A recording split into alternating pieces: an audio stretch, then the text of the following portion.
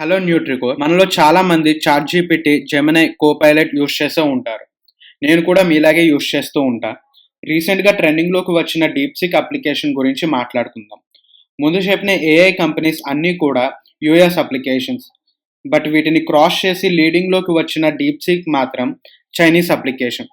అయితే ఈ AI chips create చేసే ఎన్విడియా కంపెనీ అమెరికాలో ఉంది. అండ్ అమెరికా ఈ పవర్ఫుల్ ఏఐ చిప్స్పై రెస్ట్రిక్షన్స్ విధించడంతో వేరే కంట్రీస్కి ఏఐ అప్లికేషన్స్ క్రియేట్ చేసే అవకాశం లేదు. ఏఐని యూస్ చేసి ఫైనాన్షియల్ అనాలిసిస్ చేసే డీప్సీక్ అనే కంపెనీ చైనాస్ బిగ్గెస్ట్ యూనివర్సిటీ నుండి వచ్చిన స్టూడెంట్స్తో ఈ అప్లికేషన్ని క్రియేట్ చేసింది.